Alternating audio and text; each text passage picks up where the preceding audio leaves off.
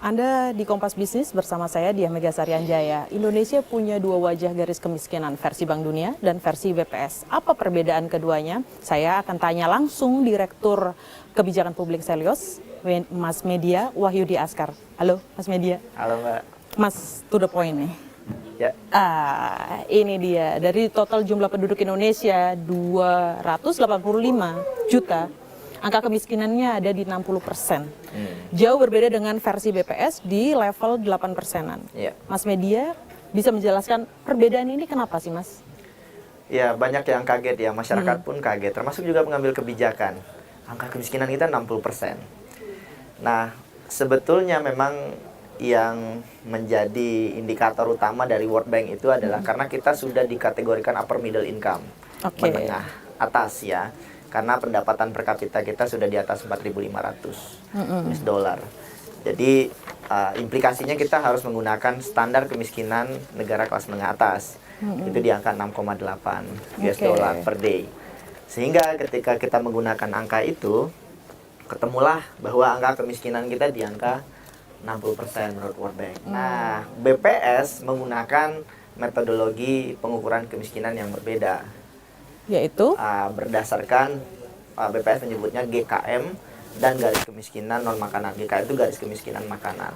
Dan standar kemiskinan BPS itu sudah berlaku sejak tahun berapa? Sudah sangat usang ya, sejak tahun 1970-an datanya dan mulai diperkenalkan tahun 1980-an. Metodologi pengukuran kemiskinan oleh BPS itu sudah lama sekali. Dan tidak pernah berubah? Tidak pernah berubah. Dan dalam beberapa aspek itu sudah ketinggalan dan tidak bisa mengcapture kondisi kemiskinan hari ini. Tidak relevan dengan situasi ekonomi sekarang? Betul. Saya kasih contoh misalkan, kan BPS itu sesederhana menghitung jumlah pengeluaran untuk makan dan jumlah pengeluaran untuk non-makanan. Ya, nah tahun 1970-an konsumsi rumah tangga untuk makanan itu sekitar 70-an %. Dominan. Tapi kan sekarang sudah berubah. Sekarang konsumsi rumah tangga terhadap makanan itu kecil sekali. Sudah di angka sekitar 20-30%. Artinya terjadi perubahan gaya hidup masyarakat. Nah, sama satu lagi, banyak indikator item-item garis kemiskinan non makanan di data BPS itu sudah tidak lagi relevan. Contoh misalkan ada pertanyaan di BPS itu, berapa pengeluaran Anda untuk perumahan misalkan. Itu perumahan hanya untuk milik sendiri gitu ya. Dan tidak mengcapture hutang misalkan KPR begitu ya. Dan kita tahu hari ini masyarakat banyak sekali yang harus menggunakan KPR, bahkan 50% dari pengeluaran rumah tangga misalkan gitu ya. Dan itu tidak tercapture dengan baik oleh metode pengukuran BPS begitu. Jadi ada banyak kekurangan saya kira, dan itu perlu didefinisikan ulang kembali metodologi pengukuran kemiskinan BPS. Begitu. Satu pertanyaannya Mas, tapi kita ke grafis selanjutnya. Nah, ini kan Indonesia secara pendapatan per kapita kan masuk di upper middle income country ya, betul ya? Harusnya dengan 6,85 dolar per kapita per hari ya. Ini. Tadi Mas Media juga bilang bahwa pemerintah kita dalam tanda kutip selalu membanggakan menjadi bagian dari negara yang duduk di G20 bersama dengan penghasilan juga segini, upper middle income segini dengan dengan pendapatan yang ya harusnya setara dengan negara-negara maju. Ya betul, Indonesia harus pakai ini dong harusnya, karena upper middle income 6,85 USD harus menggunakan indikator ini. Jadi justru jangan kita gunakan indikator kemiskinan mengikuti negara miskin supaya kelihatan kita bahwa baik-baik saja begitu ya. Jadi ya perlu lebih fair juga gitu ya. Maksudnya gini, Mas Media mau bilang bahwa ada inkonsistensi penghitungan ketika pemerintah bangga bahwa Indonesia adalah negara upper middle income, harusnya garis kemiskinan juga memakai penghitungan ini dong. Betul sekali. Ada yang tidak konsisten artinya? Iya, jelas ada yang tidak konsisten. Tapi menariknya begini Mbak, sebetulnya angka kemiskinan itu untuk apa? Nah, akhirnya yang banyak terjadi adalah di negara manapun, itu banyak angka kemiskinan itu dikamuflase, begitu ya. Dimanipulasi supaya tidak terlihat ada masalah di dalam negara tersebut gitu ya. Makanya ada jokes di antara para scholars itu, negara miskin itu salah satu indikasinya adalah negara yang memanipulasi data kemiskinan. Dan itu banyak terjadi di Afrika, di beberapa negara di Amerika Latin misalkan, pemerintah mencoba menunjukkan bahwa program pemerintah sudah berjalan dengan baik begitu ya, sehingga kemiskinannya kecil. Karena angka kemiskinan salah satu indikator KPI juga bahwa pemerintah berhasil atau tidak. Sebenarnya gini, saya pengen balik lagi ke hal teknis sih. Tapi ini juga menjadi menjadi pembahasan di mana-mana. PPP. Kita $1. Ternyata kata BPS, $1 PPP itu tidak sama dengan $1 kondisi market sekarang. Misalnya sekarang katakanlah let's say 16.500 mungkin kayak gitu. Ternyata ini BPS bilang satu PPP tahun 2024 itu adalah 5.993, hampir 6.000 lah. PPP itu pengertiannya seperti apa? Kenapa $1 PPP itu di sini kata BPS 6.000, hampir 6.000, tidak seperti dolar pada umumnya yang 16.500 mungkin.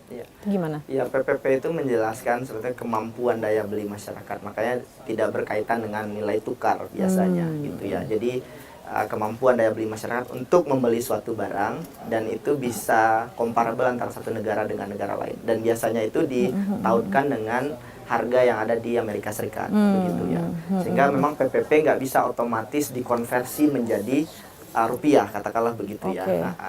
Tetapi PPP adalah jalan yang paling mudah untuk mengukur standar kemiskinan membandingkan antara satu negara dengan negara lain, begitu ya. Artinya kalau kita mengikuti PPP, nggak ada yang salah dengan PPP itu, bahwa kemiskinan kita masih tinggi, begitu. Jadi ya itu harus diakui saja, gitu. Jadi nggak perlu dipertanyakan juga standar kemiskinan World Bank berdasarkan PPP. Pertanyaannya sekarang, apakah pengukuran kemiskinan BPS lebih baik? Nah, ini juga yang menjadi pertanyaan, karena ini balik lagi ke kebijakan domestik kita. Nah, di sini yang saya kira perlu ditinjau ulang begitu ya. BPS itu menentukan garis kemiskinan berdasarkan penduduk referensi 20%, yaitu penduduk yang mereka di atas garis kemiskinan. Sedikit di atas garis kemiskinan, 20%. Nah, masalahnya adalah ketika yang 20% ini juga turun pendapatannya, otomatis garis kemiskinan di Indonesia juga akan relatif stabil atau bahkan turun. Nah, itulah yang terjadi hari ini.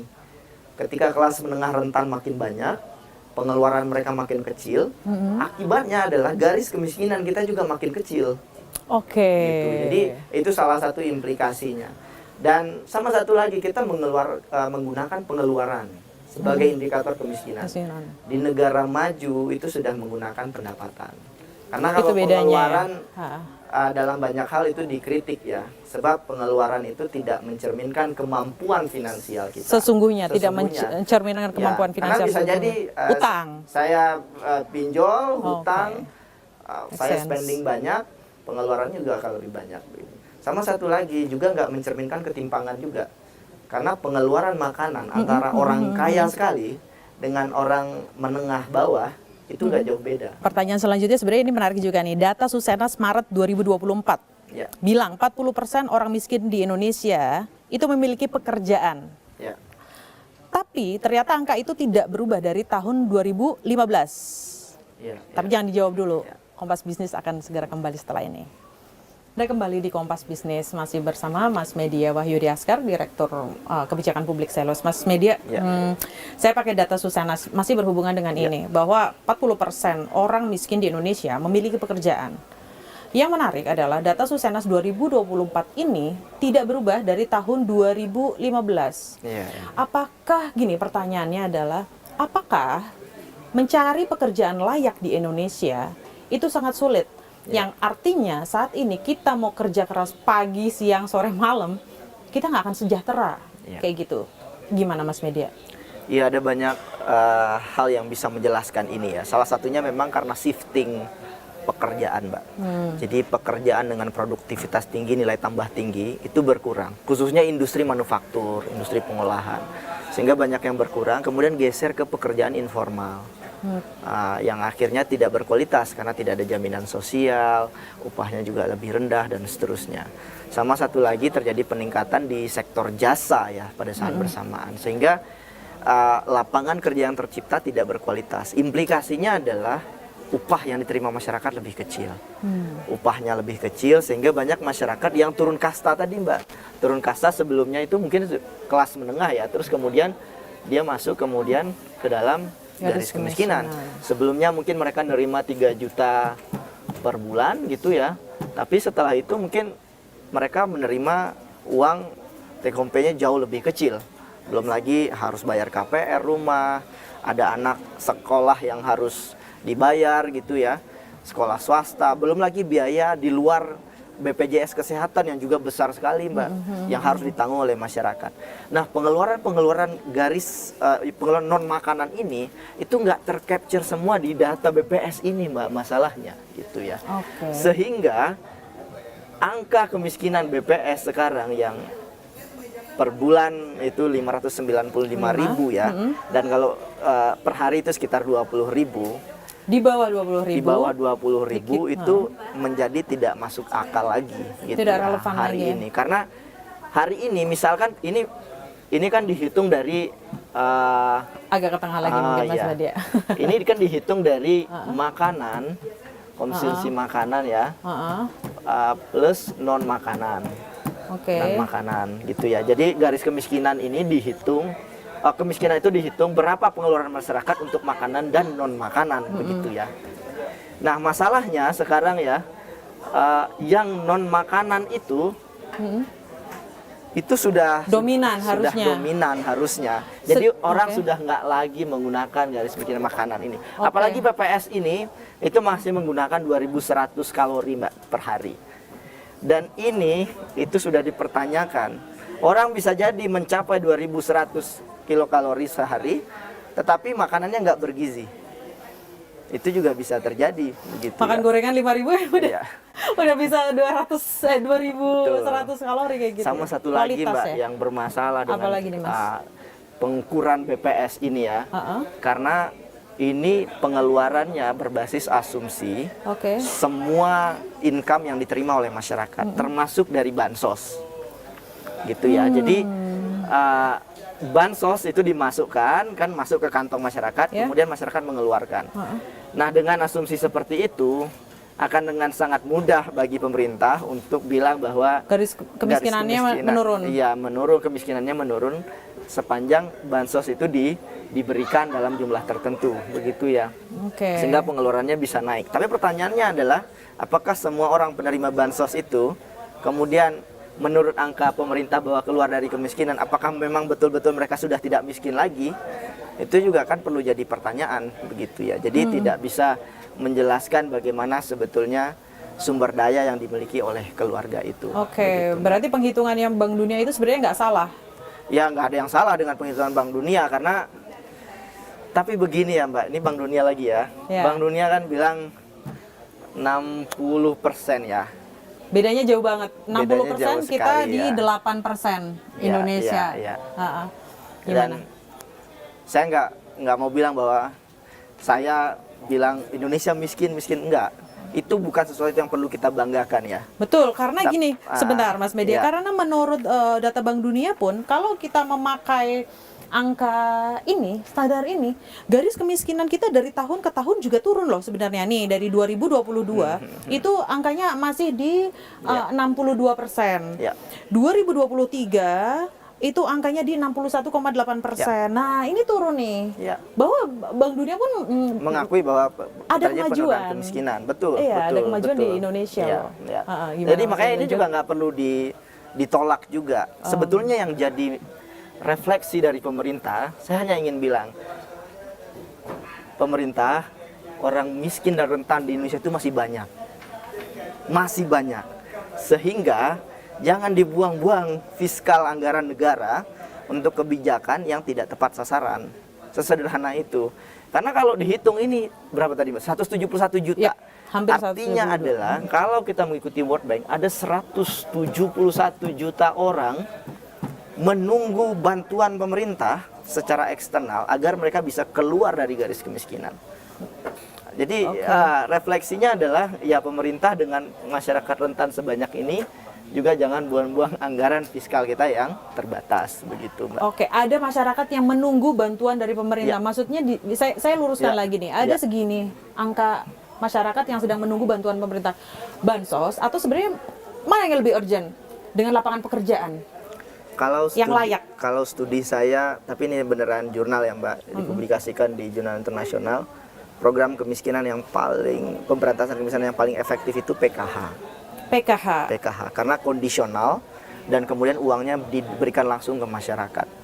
Jadi hanya diberikan untuk orang-orang tertentu rentan, dan itu paling efektif mengurangi kemiskinan. Tetapi yang PKH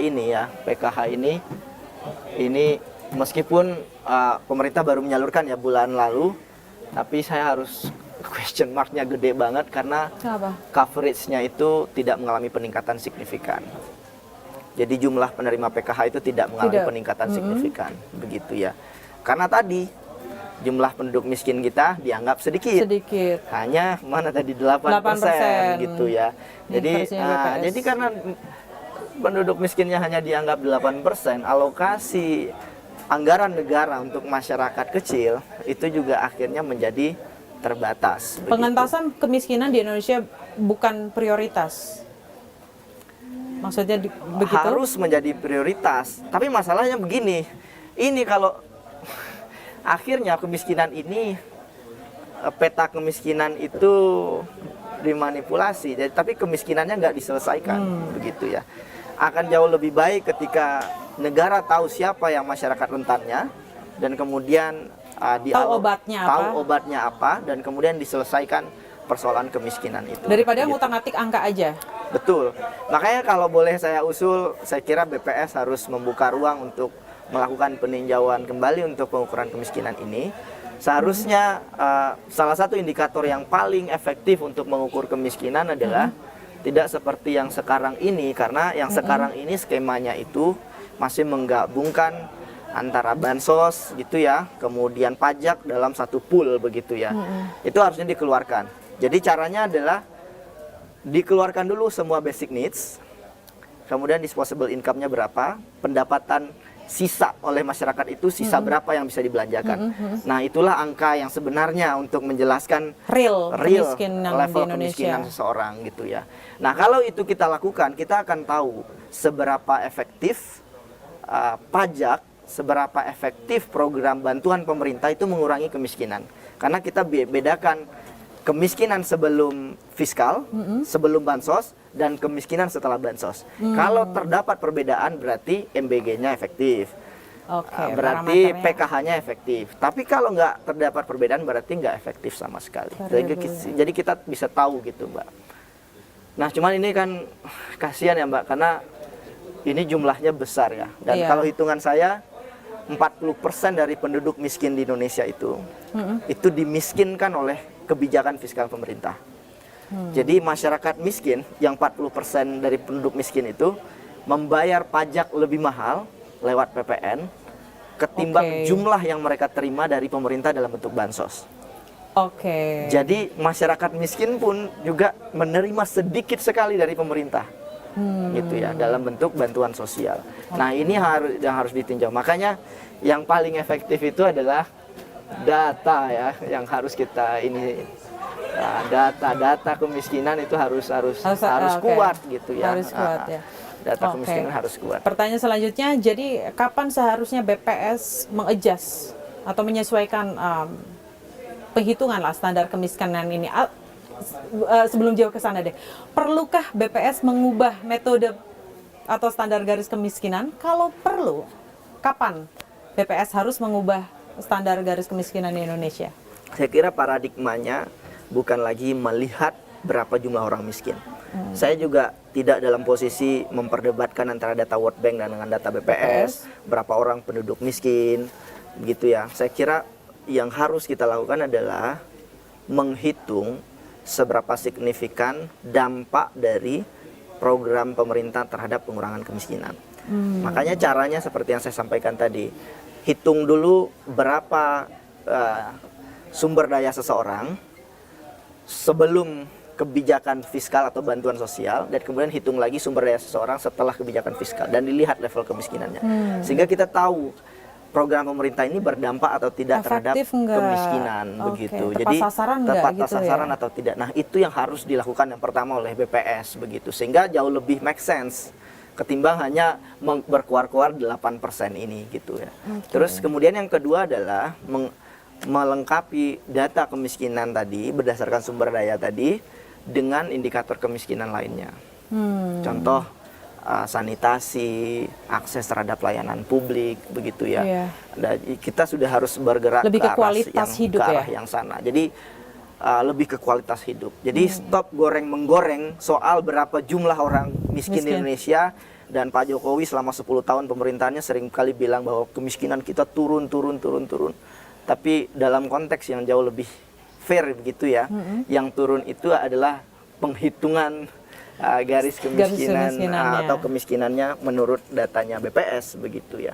Sama seperti yang saya bilang tadi Mbak, BPS ini menggunakan 20% penduduk referensi. Sekarang kelas menengah kita terkapar. Turun juga angkanya. Sehingga referensi itu udah nggak valid lagi.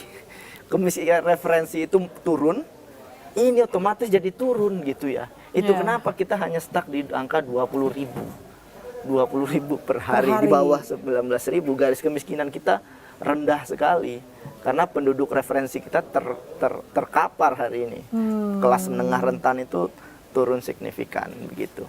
Jadi ini akan sangat teknikal sekali masalah metodologi kemiskinan ini. Saya setuju bahwa masyarakat mempertanyakan, saya kira itu hak masyarakat untuk mempertanyakan, dan sekarang BPS harus menjelaskan dan menjawab dan mencari pertimbangan teknokratik yang jauh lebih bijak ke depan soal bagaimana kita melihat kemiskinan begitu. Baik, ada hal yang lebih urgent dari angka-angka ini, yaitu pertama itu data, lalu kemudian parameter kebijakan pemerintah apakah tepat atau tidak dalam menanggulangi kemiskinan.